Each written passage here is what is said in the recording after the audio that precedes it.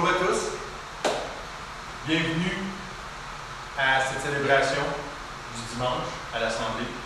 Avant qu'on aille plus loin, si vous me le permettez, je vais prier. Et après ça, on va se lancer immédiatement dans le vif de la prédication. Dieu Père, Seigneur, je te rends grâce. Je te rends grâce, Seigneur, de ta volonté, que tous tes fils et tes filles en viennent à connaître, Seigneur, tes voies, tes pensées, ton plan pour chacun d'entre eux. Seigneur mon Dieu, aujourd'hui, nous allons déclarer ta parole. Et je te prie, Seigneur, que justement c'est ta parole, tes mots, Seigneur, qui sortent de ma bouche et rien de moi, tout de toi, Seigneur. Je te rends grâce, Père, du ministère que tu nous accordes. Je te rends grâce, mon Dieu, qu'on puisse être tous ensemble, en esprit, frères et sœurs. Je bénis, Seigneur, l'Assemblée et je bénis tous ceux qui sont présents à l'Assemblée et tous ceux qui viendront, passeront les portes du sanctuaire. Mon Dieu, c'est dans le nom de Jésus-Christ que je t'ai prié ce matin. Amen. Et bon matin mes frères, bon matin mes sœurs. Hey les frères, je vous souhaite une bonne fête des papas. Hein, on se le souhaite. Et en même temps, je sais bien que ce n'est pas une pratique tellement courante, mais pourquoi est-ce que c'est la fête des pères? Pourquoi est-ce qu'on n'honorerait pas aujourd'hui notre bon papa céleste? Pourquoi est-ce qu'on ne célébrerait pas de tout notre cœur, encore bien plus que nous les papas terrestres? Hein? On peut faire ça aujourd'hui. Amen. Et aujourd'hui aussi, qu'est-ce qu'on va parler aujourd'hui? Eh bien, on est à la fin du déconfinement, en tout cas ce qui a trait à l'Assemblée. Il y a beaucoup d'attentes qui se réalisent cette semaine. Bien, beaucoup, c'est relatif, là.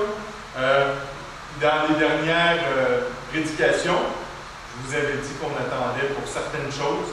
Et on attendait pour l'été. Je pense que c'est assez clair que l'été est arrivé. D'ailleurs, je m'excuse pour mon code vestimentaire aujourd'hui un peu relâché. Mais bon, à 30 quelques degrés Celsius, moi aussi, je m'habille plus légèrement. Donc, l'été est arrivé. On peut célébrer ça, on est content.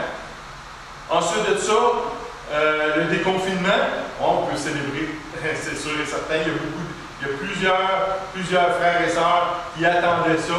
Il y a bien des gens qui attendaient que le déconfinement soit plus élargi. Et c'est le cas présentement. Donc, merci Seigneur, merci mon Dieu de diriger les autorités de nos gouvernements pour qu'on soit déconfinés. Mais il reste encore une chose qu'on attend, et bien sûr, c'est le retour de notre Seigneur Jésus, notre réunion avec lui. Mais ça demeure notre bienheureuse espérance, puis on est vraiment, on reste heureux en songeant que très bientôt, on va participer aux noces de la vie. Amen. Et aujourd'hui, je voulais faire un petit point, une petite analyse, pas un point de presse comme le gouvernement fait, mais en fait, juste de voir où est-ce qu'on en est aujourd'hui. Je parle de l'humanité, je parle à la surface de la Terre. C'est quoi la condition dans le monde aujourd'hui, en 2020, le 21 juin 2020? Et contrairement à ce qu'on voit souvent sur les médias sociaux ou dans les médias généraux, je ne consulterai pas ces archives-là pour vous dire, bon, regarde, c'est passé telle affaire. Non, on va y aller, si vous le voulez bien, à la lueur de la parole de Dieu. La parole de Dieu nous nous enseigne, il y a de ça des milliers d'années, mais ce qu'elle enseigne en ces temps-là, c'est exactement la même chose qui se passe présentement à l'échelle planétaire. Et donc, je vais vous inviter à venir avec moi dans votre Bible et on va lire du livre de la Genèse au chapitre 11. Et les versets, on va commencer au chapitre 1 jusqu'au verset 8. Moi, je vais lire aujourd'hui de la version Louis II. Donc, si vous voulez suivre avec moi, mais je vous encourage fortement à aller chercher votre Bible et l'ouvrir et pratiquer. Il faut pratiquer souvent.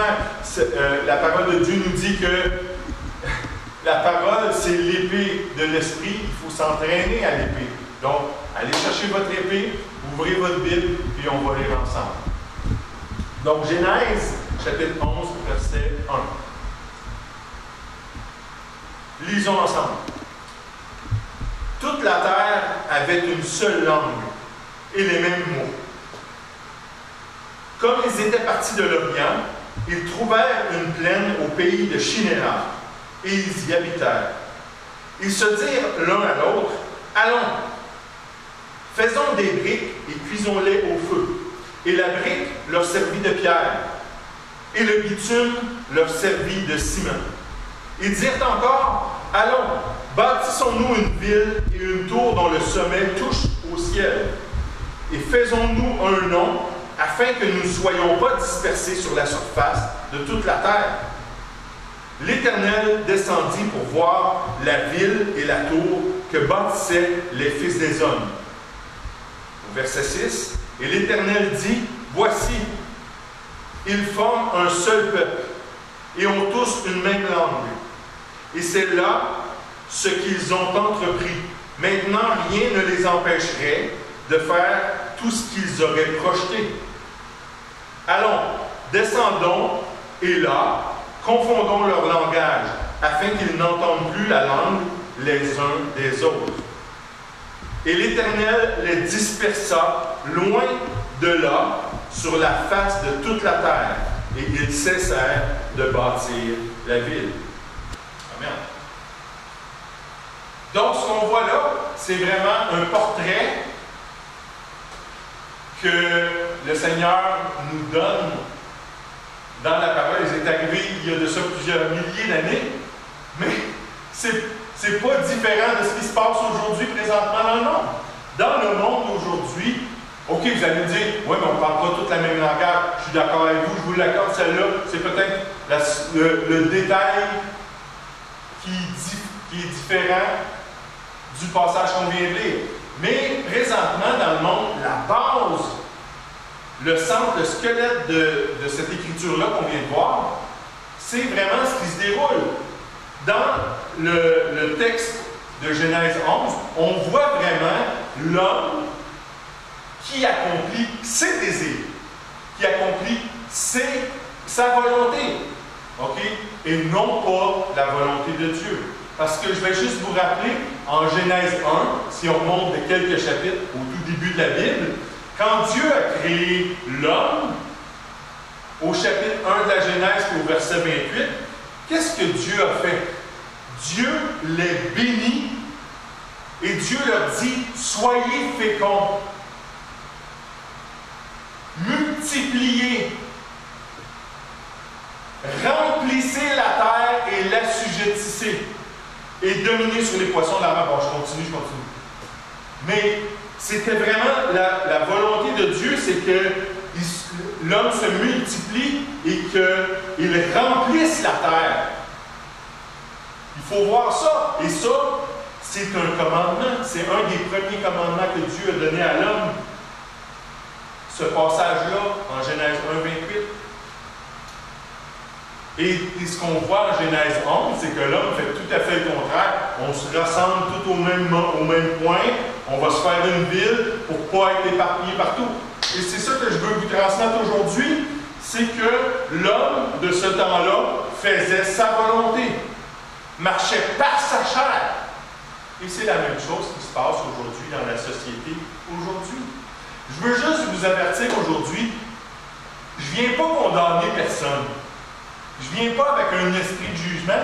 Je Je fais simplement relater selon ce que la parole de Dieu dit. Et c'est vraiment pas mon but d'offenser qui que ce soit. Cependant, comme j'ai déjà enseigné, l'offense, c'est pas moi qui va l'amener.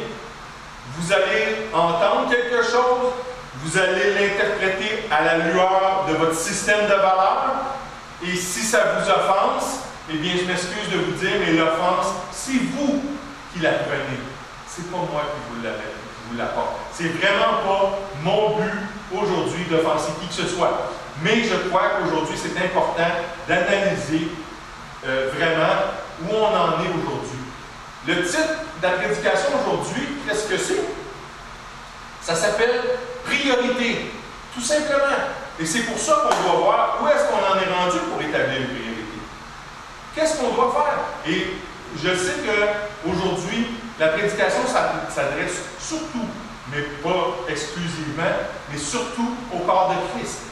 Les priorités que le corps de Christ doit se fixer aujourd'hui en 2021 avec tout ce qui se passe autour de nous autres. OK? Donc, si je reviens encore une fois au texte qu'on a lu en Genèse 11, où est-ce qu'on se situe dans l'humanité? Bien, l'humanité vient de vivre le déluge. OK? Donc, ce qu'on voit là, c'est vraiment les descendants de Noé et de ses enfants, de ses fils. On est avant la destruction de Sodome et avant la destruction de Gomorrhe. Et comme j'ai dit, là, on accomplit les désirs de sa chair. Donc, il n'a vraiment pas appris, il n'a pas reçu la leçon qu'il a reçue dans le déluge. Et il s'enligne directement vers, comme j'ai dit, l'épisode de Sodome et Gomorrhe. Mais on va revenir, si vous voulez bien, à notre réalité aujourd'hui. Aujourd'hui, c'est important pour un fils ou une fille de Dieu, et même c'est important pour les gens en général, de connaître, de savoir, mais de connaître aussi les signes qui se déroulent présentement. Il y a des signes qui se manifestent. Et c'est dommage parce que la majeure partie du monde ne connaît pas ces signes-là. Parce que la majeure partie du monde a mieux à faire que d'ouvrir sa Bible et d'aller lire la parole de Dieu. Et ce n'est pas un jugement que je passe, c'est juste une constatation. Mais on doit savoir et on doit connaître les signes parce que ce sont les signes des événements des temps de la fin. Et c'est ça, présentement, les signes. Et je veux vous parler de ça parce qu'il y a beaucoup de signes qui se manifestent, il y a beaucoup de choses qui s'accomplissent, mais on ne doit pas arrêter notre vie et devenir contemplatif. Je veux dire dans le sens, on ne doit pas juste focusser sur les signes et dire « Ah, check, c'est arrivé. Ah, telle chose est arrivée. Ah, ça veut dire qu'il va arriver tel. Ah, as-tu vu lui? Oh, d'après moi, ça c'est l'Antéchrist. » Ou toutes sortes de spéculations comme ça qui nous font devenir vraiment, et le mot est simple, paranoïaques. Les gens sont tellement focusés sur les signes que là, c'est l'ordre mondial, hey, oui, ça va venir. La parole de Dieu, elle l'annonce ça. Et je suis d'accord avec ça, je suis d'accord avec la parole, mais on ne doit pas être focusé puis vivre notre vie en fonction de ça puis être orienté seulement là-dessus. C'est le danger de devenir paranoïaque et puis de s'imaginer tout plein de scénarios. L'autre danger, c'est d'être assimilé présentement dans le monde et l'esprit du monde. C'est d'embarquer dans le monde puis dans l'esprit du monde. Parce que présentement, le monde, c'est très attirant.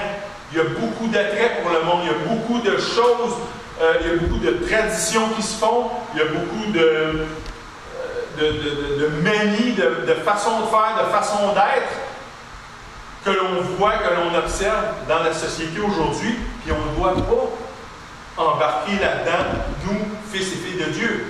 C'est important de se préserver de ça. Puis comme je l'ai dit, je parlais tantôt de l'ordre mondial. La parole de Dieu prévoit, prédit, prophétise ces choses-là. Et on sait très bien qu'avant que l'antéchrist, ou l'homme du péché, le faux prophète, et toutes ces choses-là, avant que ça apparaisse, il va y avoir une montée du mal vers cet état-là. Et c'est ça présentement qu'on voit. C'est une escalade. Le mal escalade dans le monde. Il y a une montée qui est en train de se faire. Mais on ne doit pas se compromettre dans cet esprit-là, l'esprit du mal. Je veux vous donner quelques petits exemples de ça qu'on observe dans le monde, dans la société, dans tout ce qui nous entoure aujourd'hui. Premièrement, il m'est arrivé à quelques reprises sur les médias sociaux de voir des publications de frères et de sœurs dans le Seigneur. Et comme j'ai dit, je n'apporte pas de condamnation. Et les gens, bien souvent, veulent bien faire. C'est pas c'est pas dans un contexte de malfaisance, mais c'est vraiment, il faut prendre garde. Je vois souvent des publications où ce qu'on dit, à tel endroit dans le monde, il y a tant de milliers de chrétiens qui ont été exécutés.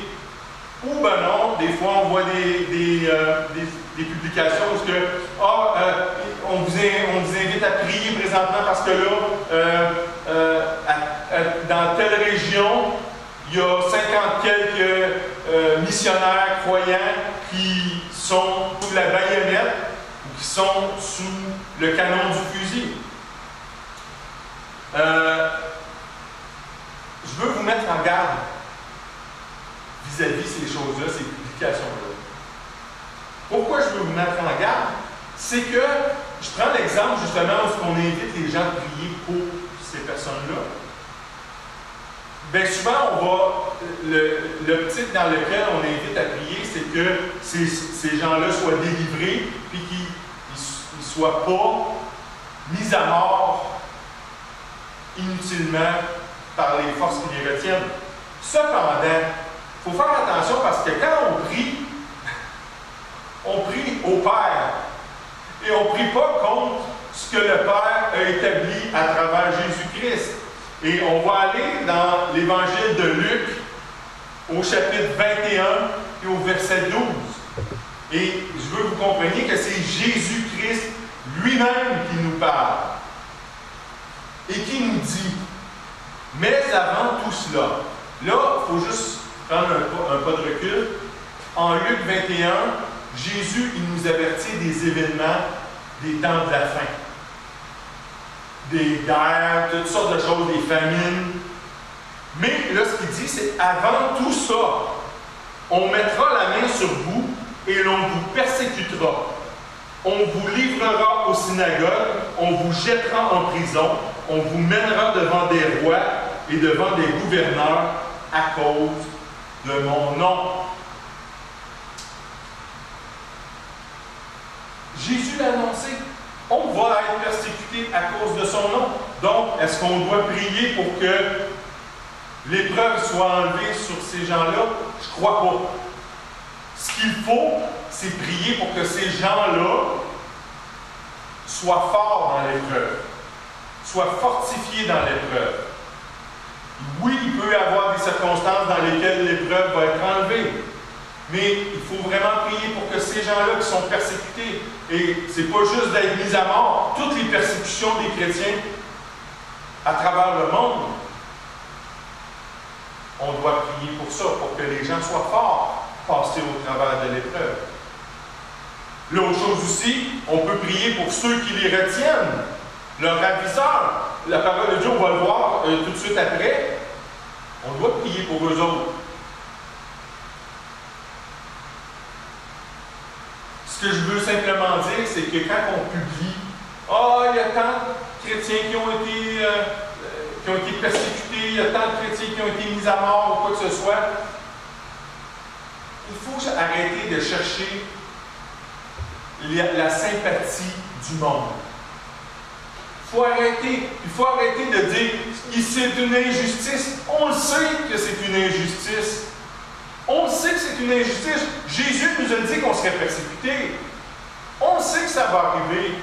Donc, il faut arrêter de dire avez-vous vu? Avez-vous vu? Ils nous persécutent. Non, non, non. On le savait.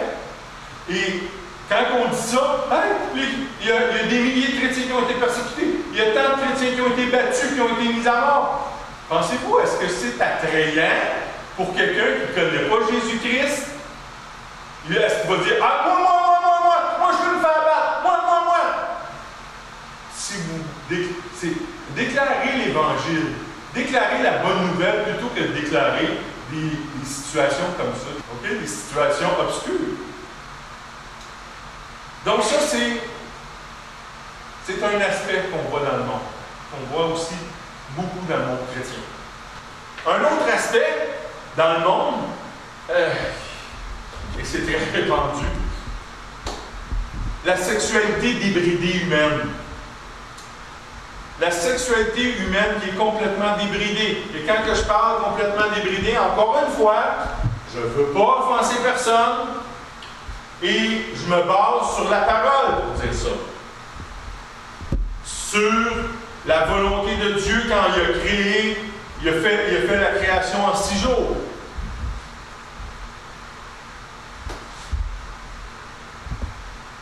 J'aime pas mon sexe, je deviens une femme. J'aime pas les femmes, je vais m'accoupler avec un homme. J'aime pas les humains, je vais vivre ma sexualité avec un animal. Ou il y en a qui le font avec des arbres. Vous voyez, c'est ça que je veux dire par la sexualité débridée. Et comme dans le texte qu'on a lu en Genèse 11, c'est vraiment l'homme qui fait ce qu'il veut, qui fait sa volonté, qui vit selon sa chair. On vit encore à ça. Et comme je vous ai dit, je m'appuie sur la parole. Et je m'appuie sur la première lettre de Paul aux Corinthiens, au chapitre 6 et les versets 9 à 10. On va y aller ensemble, si vous le voulez bien, voir ce que Paul nous dit à propos de ça. Paul nous dit, ne savez-vous pas que les injustes n'hériteront point le royaume de Dieu? Ne vous y trompez pas, ni les impudiques, ni les idolâtres, ni les adultères, ni les efféminés, ni les infâmes, ni les voleurs, ni les cupides, ni les ivrognes, ni les outrageux, ni les ravisseurs n'hériteront le royaume de Dieu. Donc, vraiment, comme je vous ai dit, c'est pas une condamnation que j'apporte. C'est pas mon but de faire une condamnation, puis c'est pas mon but de juger. D'ailleurs, le Seigneur me dit, tu ne jugeras pas, tu vas aimer. Mais, à la lueur de la parole, je lève l'alarme, je sonne l'alarme. Parce que c'est ce qui se passe présentement dans le monde. Et tu sais, je vais parler de ces choses-là, mais regarde, les gens qui passent un partenaire après l'autre, ou même plus qu'un couple ensemble, regarde, ce sont tous des choses qui sont condamnées par la parole de Dieu. Et c'est pas moi. C'est pas Yann qui vient vous dire ce matin. Non. Je fais simplement constater ce que la parole nous enseigne.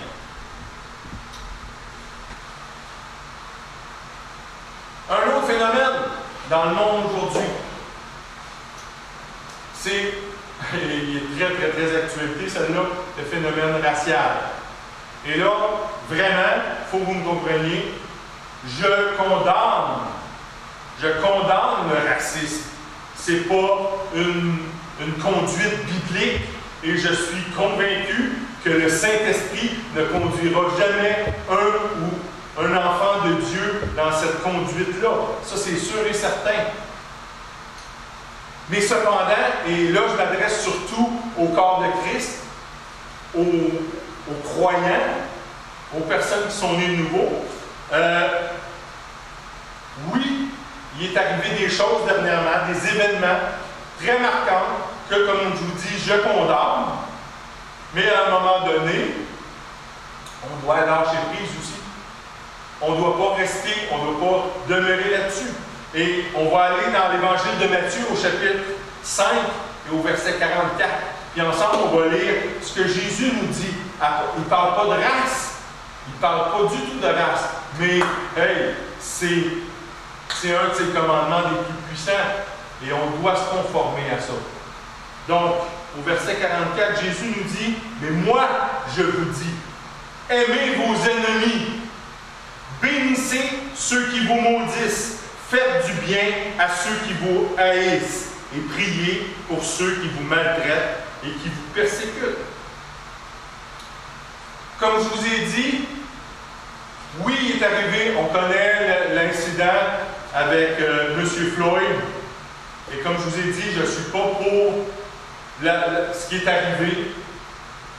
Mais là, que le corps de Christ se lève et crie à l'injustice et aille faire des marches dans la rue, des protestations. La parole de Dieu ne nous demande pas de protester contre ces choses-là.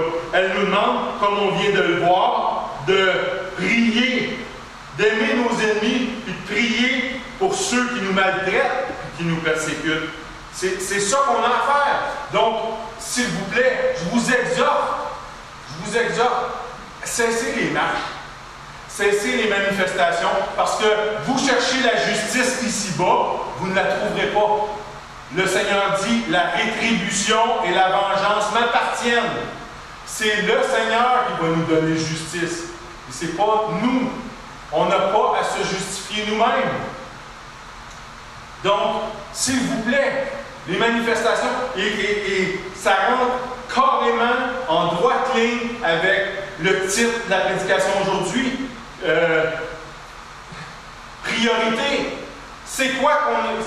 Pendant qu'il y a des milliers de personnes qui marchent dans la rue pour une injustice qui a été commise contre un, il y a des millions qui ne connaissent pas Jésus-Christ et qui meurent jour après jour et qui s'en vont à la seule place où les gens se retrouvent quand ils n'ont pas Jésus-Christ comme Seigneur et comme Sauveur, et c'est en enfer.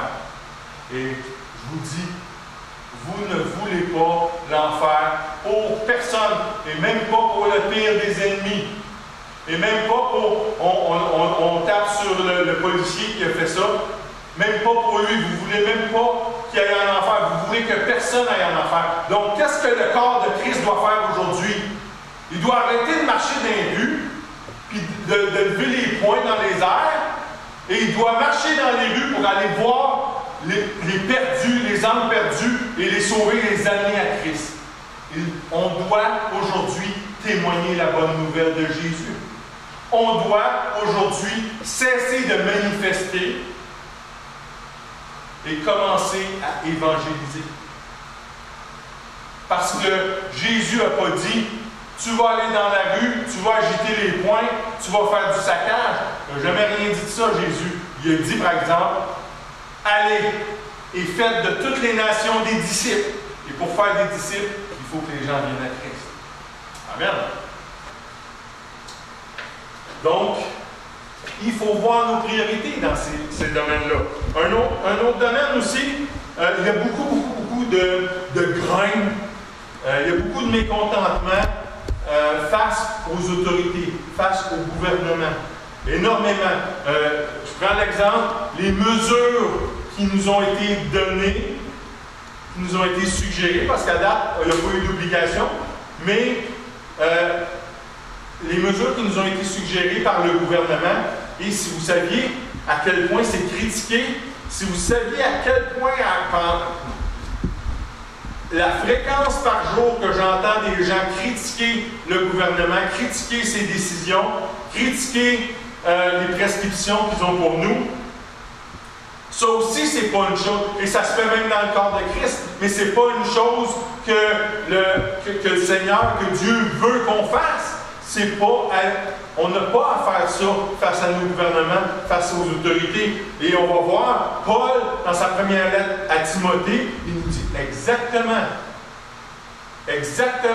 quelle attitude et quelles actions on doit prendre face aux autorités. 1 Timothée, chapitre 2, les versets 1 et 2. J'exhorte donc, ça c'est Paul qui parle, avant toute chose, à faire des prières, des supplications, des requêtes, des actions de grâce pour tous les hommes, pour les rois, pour tous ceux qui sont élevés en dignité, afin que nous menions une vie paisible, tranquille, en toute piété et honnêteté. C'est assez clair, le message de Paul. Et vraiment, je veux attirer votre attention sur le fait que j'entends souvent, qu'est-ce qu'ils pensent? Voyons donc, ça n'a pas d'allure. Nous faire porter des masques, des chaleurs, peu importe. Mais il y a de la grogne, ça ne finit pas. Mais c'est pas ce que la parole de Dieu nous dit, c'est pas ce que Paul nous exhorte à faire. Je reviens à ce que je parlais tantôt, vous savez, l'esprit complotiste, le nouvel ordre mondial, toutes ces choses-là. Il y a des gens qui disent, oui, mais regarde le gouvernement, là, il s'enligne pour ça. Il s'enligne pour supporter le nouvel ordre mondial, supporter supporter l'Antéchrist.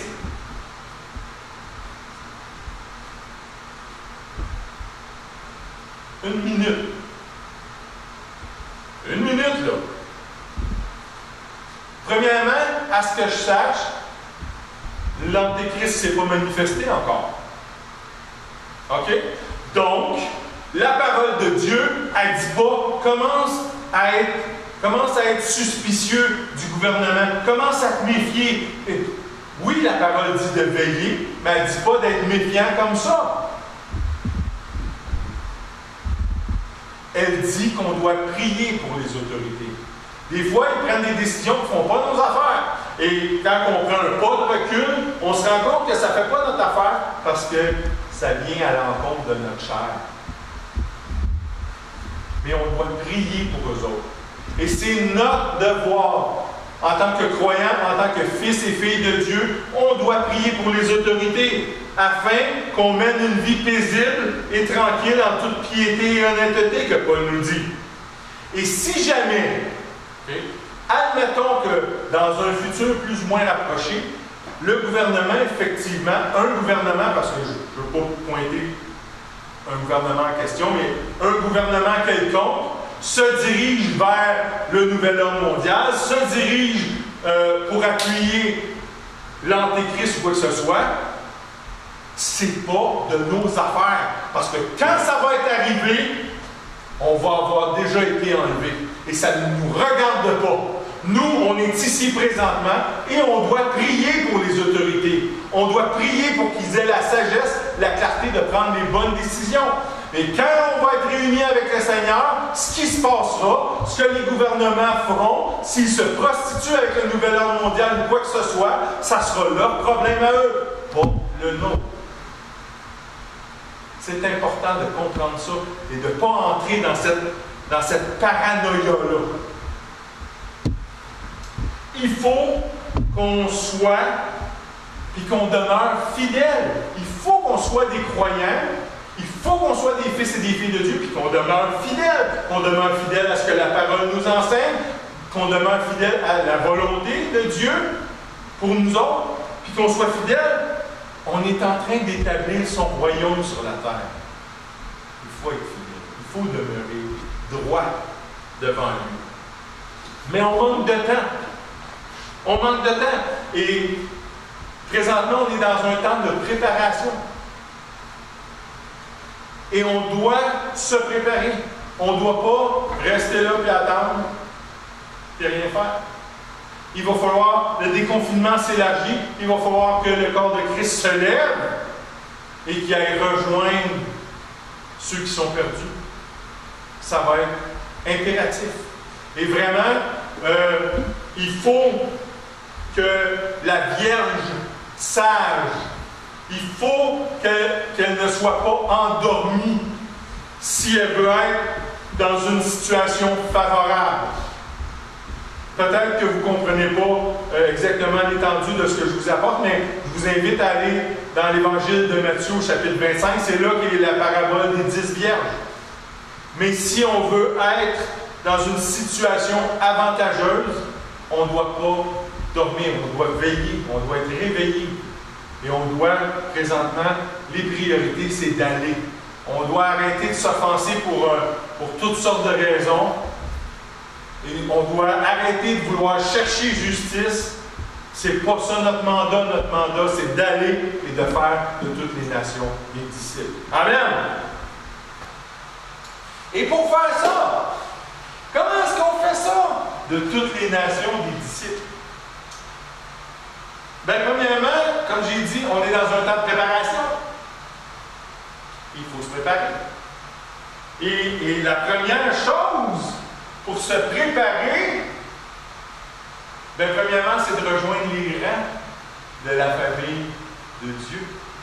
C'est d'accepter Jésus-Christ dans notre vie, de donner notre vie à Jésus-Christ. Et vous allez voir sur votre écran présentement un petit dessin. Vous voyez 3 cercles. Le premier cercle en haut à gauche que vous voyez, c'est vraiment le plan de Dieu, le plan original de Dieu. Ce que Dieu voulait pour l'humanité. Il voulait un monde plein d'amour, plein de compassion, plein de joie, plein de paix, plein d'abondance, plein de vie. C'était ça la volonté de Dieu. Et c'était ça sa création à l'origine. Mais comme vous voyez au milieu, le petit bonhomme qui court, un moment donné, l'homme s'est séparé de Dieu en désobéissant à Dieu, en se rebellant contre Dieu. Et ça, cette attitude-là, ça s'appelle le péché. Et c'est par le péché que l'homme s'est distancé, s'est séparé de Dieu. Et le monde que Dieu avait créé est devenu un monde brisé. Vous voyez le cercle à droite, en haut à droite. C'est le monde dans lequel on vit présentement. C'est un monde brisé. On voit une grosse brisure au travers. Et on voit tous les attributs qu'on voit dans le monde qui résultent du péché. Il y a les maladies, les meurtres, les viols, les vols, les mensonges, l'envie, les fraudes. Toutes ces choses-là, ça dérive tout du péché. Et il y en a plein d'autres encore. Mais c'est ça qu'on vit quotidiennement dans un monde brisé. Un monde brisé qui est le résultat du péché. Et comme vous voyez à l'extrême droite, il y a des gens qui veulent sortir de ça, ce monde-là, qui ne veulent plus partager un monde brisé où les résultats du péché sont présents dans leur vie à tous les jours. Ils vont y aller, ils vont s'essayer par le travail, ou une situation, ou du succès dans leurs études, ou pour pousser des études très loin.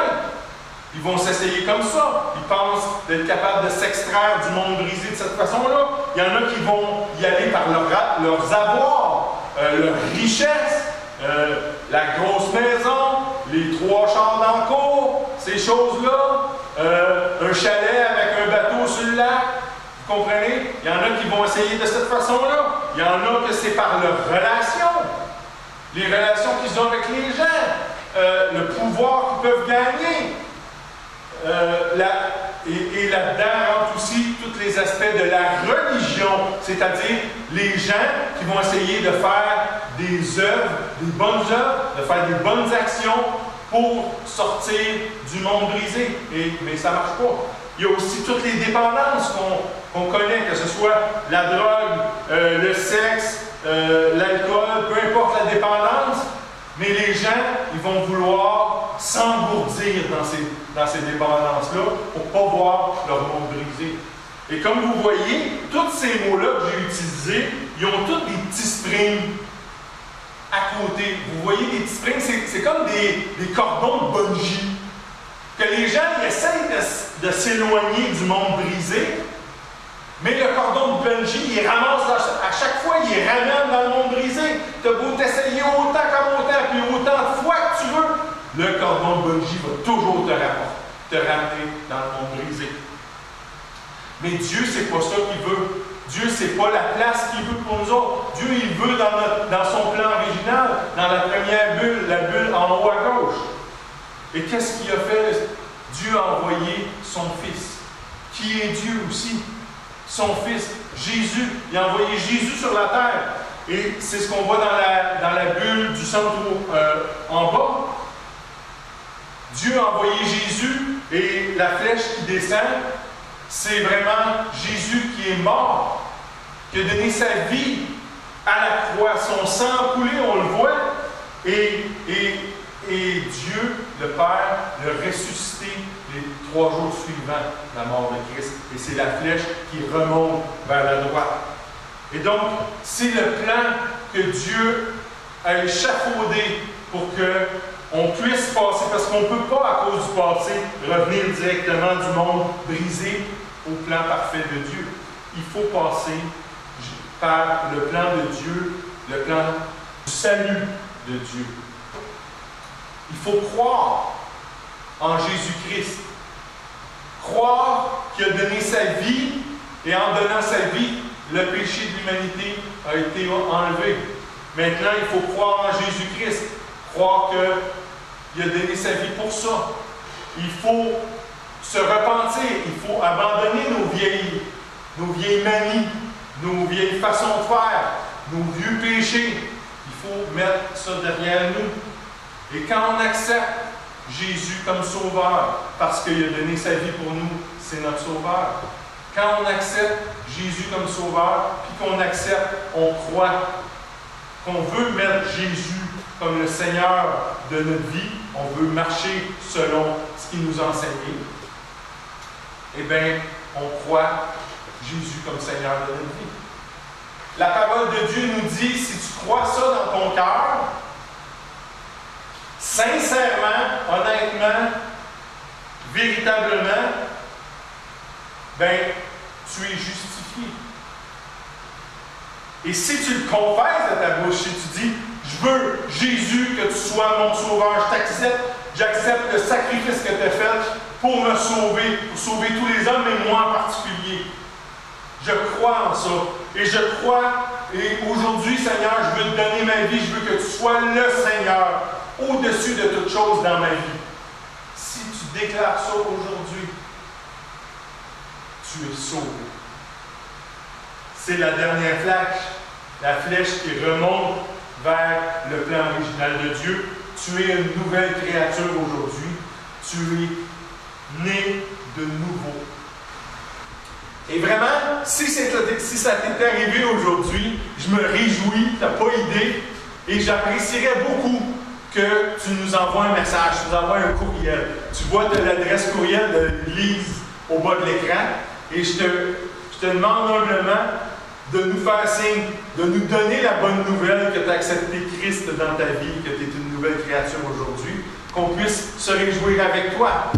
Et si jamais tu as des questions sur un ou l'autre des sujets qu'on a abordés aujourd'hui ou dans d'autres enseignements que j'ai pu faire, eh bien, tu peux nous les envoyer aussi, tes questions, tes discussions, tes remarques, et ça va nous faire plaisir de regarder ce que tu nous envoies et de faire un suivi, de retourner et de te répondre, parce qu'on veut être sûr que tu es sur, comme on dit en bon québécois, tu es sur la bonne traque pour l'éternité, que tu es sauvé, né de nouveau, et que tu vas vivre éternellement avec Jésus-Christ.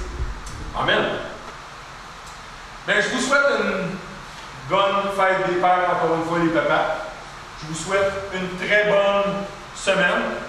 Avant de continuer, je veux juste rappeler que le déconfinement pour l'Assemblée, c'est chose du passé. Il y a encore des conditions qu'on devra se plier lors des célébrations. Mais les célébrations à l'Assemblée reprennent dimanche prochain, le 28 juin. Donc, on célèbre, on est dans la joie. Et je vous invite, si vous le désirez, à vous joindre à nous. Vous pouvez trouver les coordonnées de l'Assemblée sur notre page Facebook. Vous aurez toutes les informations là. Et d'ailleurs, sur la page Facebook, nous allons publier cette semaine les requis, okay, les critères pour lesquels on va devoir se plier pour pouvoir être capable de célébrer dans la joie, mais aussi avec sagesse. Le Seigneur nous demande d'être sages et on va être sages. Je vous souhaite une bonne journée, une bonne semaine. Et n'oubliez pas de vous fortifier. Fortifie-toi. Prends courage. Prends courage. Parce que bien que l'attente de certaines choses est révolue, on attend encore d'autres événements et ça prend de la force.